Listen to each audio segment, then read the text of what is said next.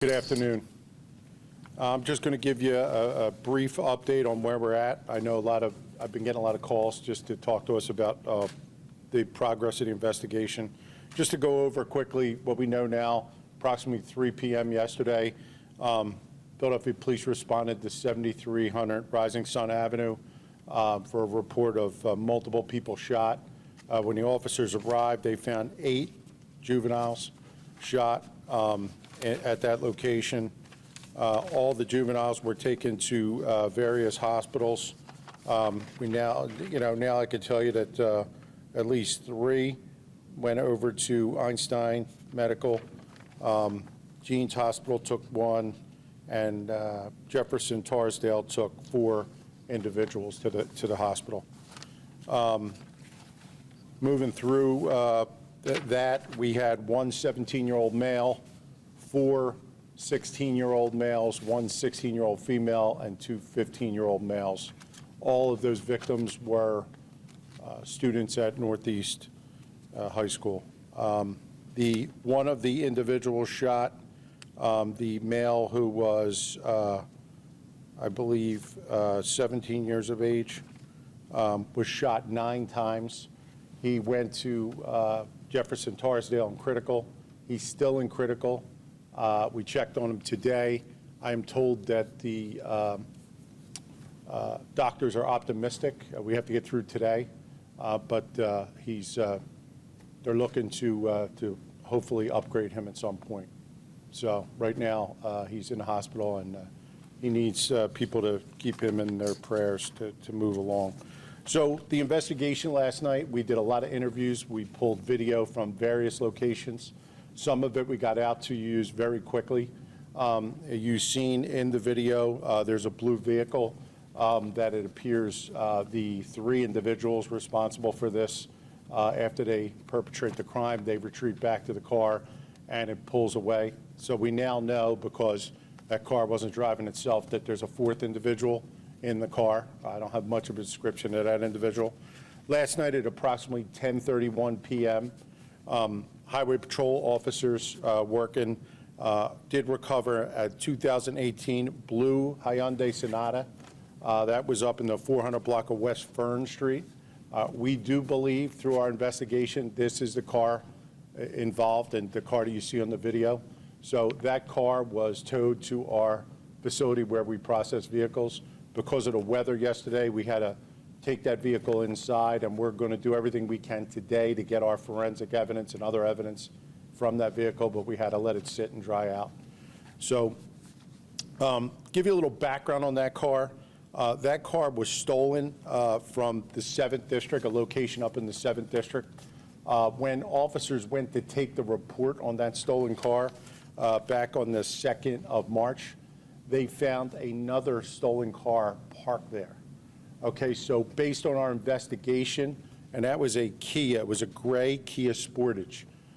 Based on our investigation, right, that car was taken to that location, and the individuals exited that car and then stole the Hyundai. So that car, we believe, is involved with the car you've seen yesterday. So that was also recovered.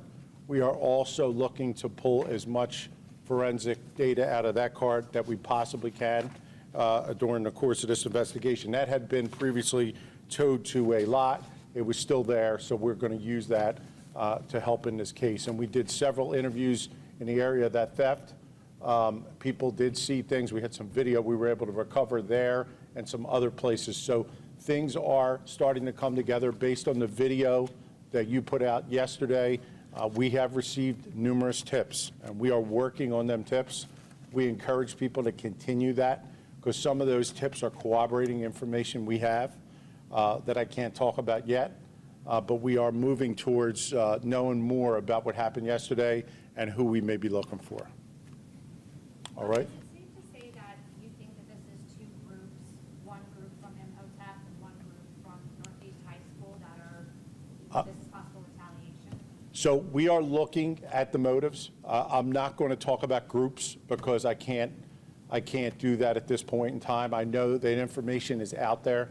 We're fact finders here, so I need to stay with the facts, prove who did this, and get that into court. we are well aware that there could be previous incidents that connect to this, but I could tell you things that we look for to connect are ballistics, individuals, witnesses. We're not getting a lot of that. Some of this is the neighborhood talking and some of our intel work, but we need to do a lot more to say if that one's connected to the other. I don't have ballistic connections to this or any other case yet. That evidence is just being submitted and looked at. So there's a lot more work to do to say definitively this connects to other incidents or one's connected to the other. But we're certainly looking at that. Yes, Captain, you've had there have been four shootings on or around bus stops this week since Sunday. This is happening as overall shootings citywide are going down. I think the last time we checked yesterday was like 30% fewer homicides this year so far. Yep. What do you make of the fact that these shootings are happening at bus stops? Are people just because they're at bus stops, or what do you think? Well, two of those shootings are arguments that occurred on the buses. One of them on Castor Avenue Sunday. They stepped off the bus and then the shooting occurred. The job on Snyder Avenue, the fight happened on the bus. It turned physical, and then as the male exited, he turned around and fired the gun back into the bus. So they really were just arguments that happened in the SEPTA system. There's not much we could do. We're working very hard to identify, and we're working with SEPTA on that to identify the perpetrators in those cases. What is your message to commuters? Well, we're going to do everything we can. They're going to increase our SEPTA checks. I know SEPTA is going to increase their presence on the line, like the chief said yesterday.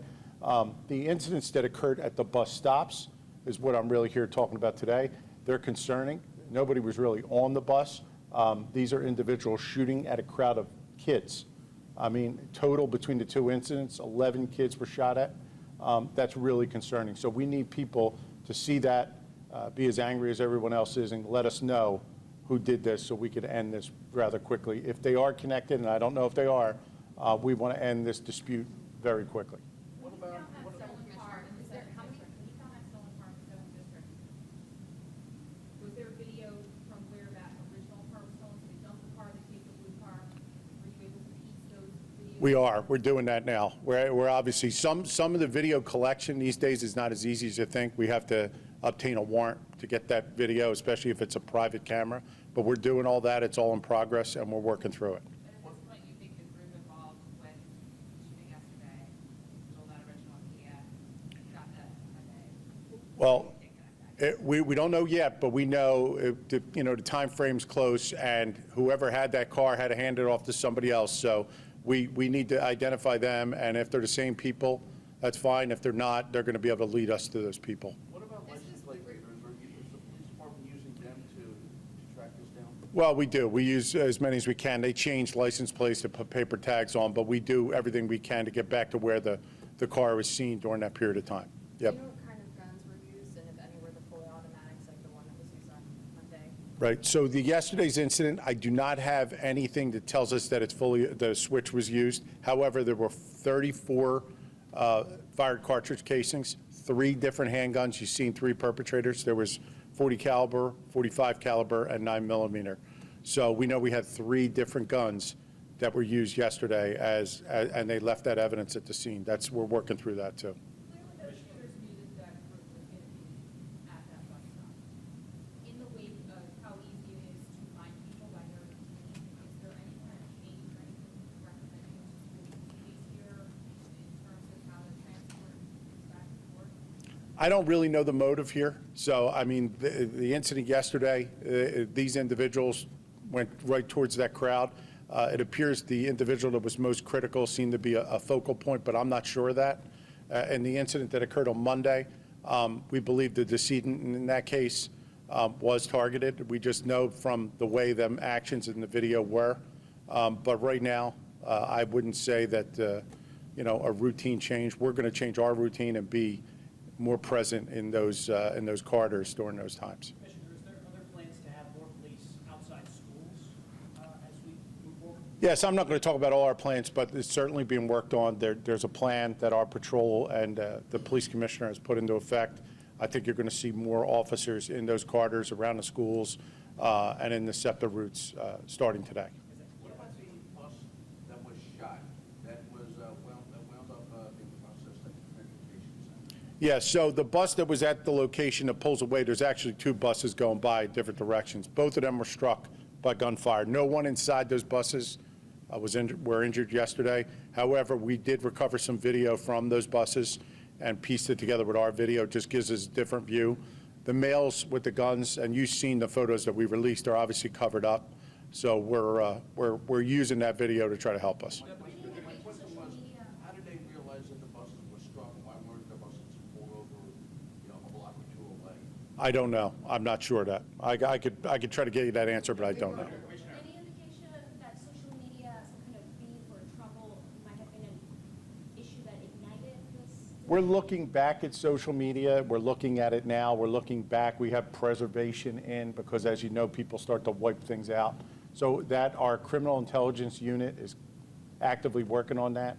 I'm not going to identify anyone or talk about what's being noticed, but we're certainly looking at things to see who's connected to who and who's speaking about it online, so we could lead us in a new direction maybe.